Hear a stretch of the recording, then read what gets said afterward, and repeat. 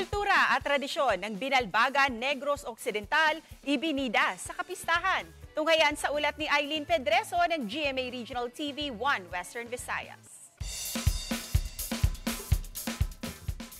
Tuwing ika-15 ng Mayo, ipinagdiriwang ang Balbagan Festival na kapistahan ng bayan ng Binalbagan sa Negros Occidental. Sa Festival Arena Dance Competition, highlight ng nasabing festival, ipinamalas ng iba't ibang grupo ang kultura at tradisyon ng bayan sa pamamagitan ng pagsasayaw suot ang kanilang makukulay na costumes.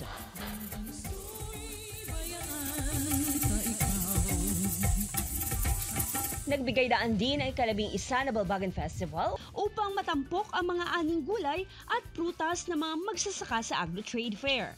Ang selebrasyon ay mas naging masaya at makahulugan dahil sa pagdalo ng mga Kapuso Star.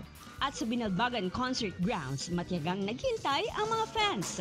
Hanggang sa lumabas na si Abot Kamay ng Pangarap cast John Vic de Guzman na nagpakilig sa girls sa kanyang kanta.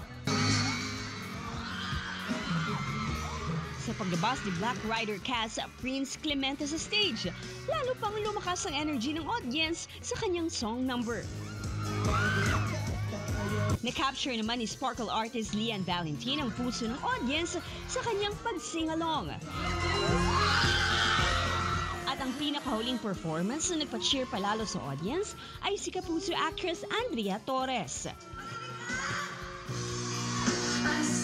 Sobrang happy dahil naririnig ko yung cheer ng crowd, hindi lang sa volleyball, kundi sa pagiging Dr. Ken Prado ng Abot Kamay na Pangarap. Grabe yung pagtanggap nila sa amin, napakainit tulad ng panahon, di ba? Sobrang happy ko lang dahil syempre napasaya na naman natin ang ating mga kapuso na dumalo, and of course, I'm just so grateful. Always looking forward ako sa mga gantong show.